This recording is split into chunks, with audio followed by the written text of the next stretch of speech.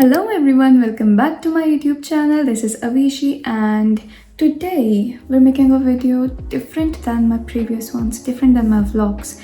This is about coming from India to Germany as a 12th grader, like what you have to do before coming here. So as far as I know, many people have been attracted to Germany for their higher education in the recent years because of their free education policy, no tuition fee, and the peaceful life here. But is it really that easy? And is it really worth it?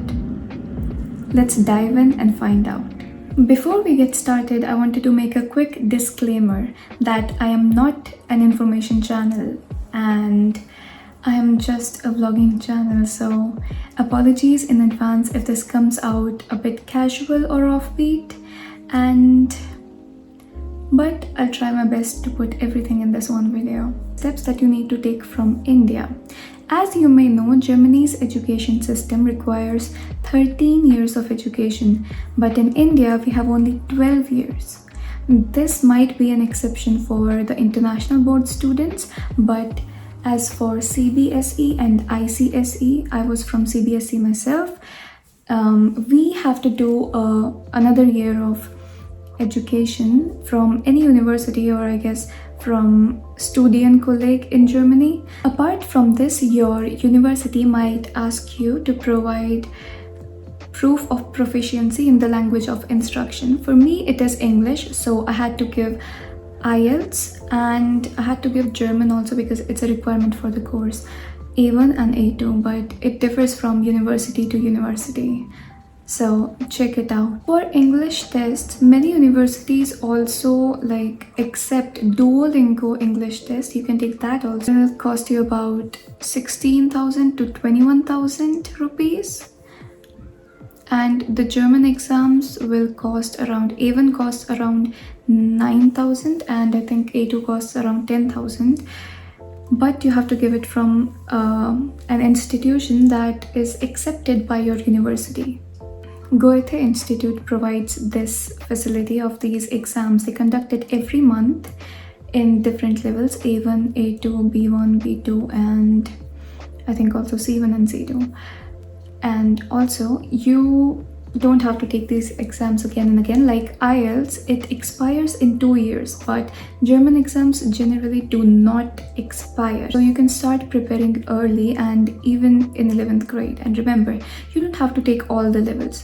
You can straight away take A2 if you don't want to give A1. If it's too easy for you, you can just take A2. Okay, so once you are done with your 13th year and your language proficiency tests, you have to apply for an APS certificate. It is mandatory to apply for it and you have to have it before coming to Germany. Before APS certificate, the German consulate or the German embassy would not process your visa request. And this APS certificate costs around 18,000. And some university may require test AS results, and test AS will be around 13k rupees. I'll link all the relevant websites in the description. Next, you will need a blocked account. As of 1st September 2024, you need 992 euros per month in your blocked account, like monthly. So which totals up to 11,904 per year. You have to have it in your blocked account, at least for the first year, and then after that you have to, when you go to renew your visa, you have to show this amount again to them. Many companies provide this facility to open blocked accounts. From India, you can try for, I think, ICICI Bank and I think Kotak Mahindra, but for German banks you can use Expatrio, Coracle or Fintiba.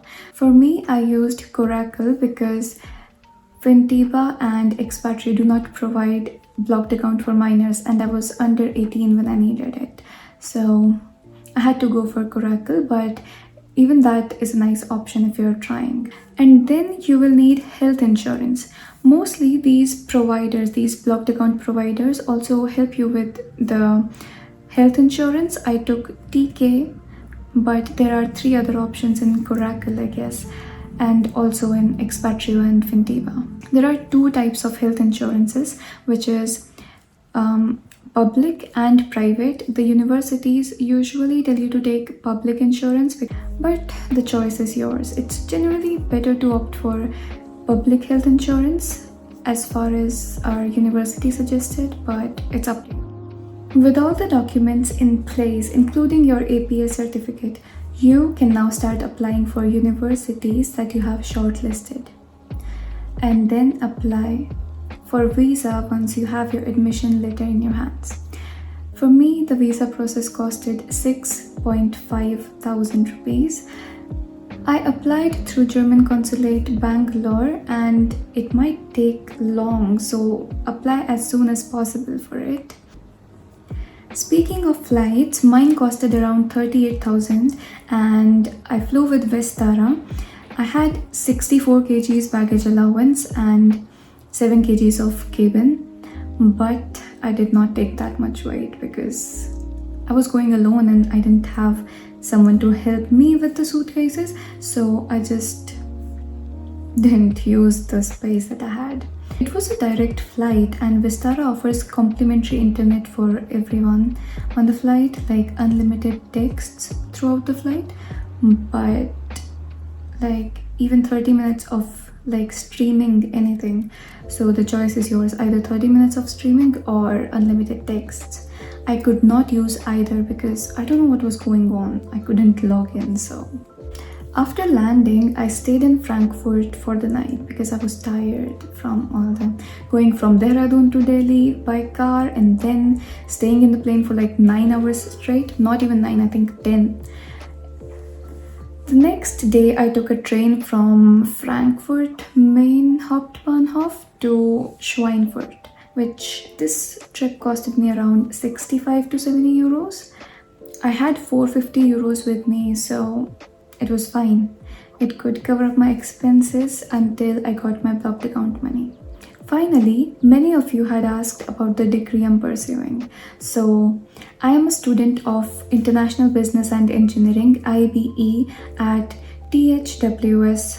It's a public university, so there's no tuition fee, but a small semester fee is required, which is like 110 euros. It is like 10,000 rupees, so it's not that much.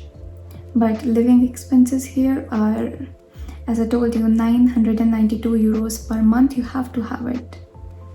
So this was it for today's video. I hope I have covered most, or if not all, of your questions. Please ask me anything you need to know in the comments. Thanks for watching and I'll see you guys in the next video.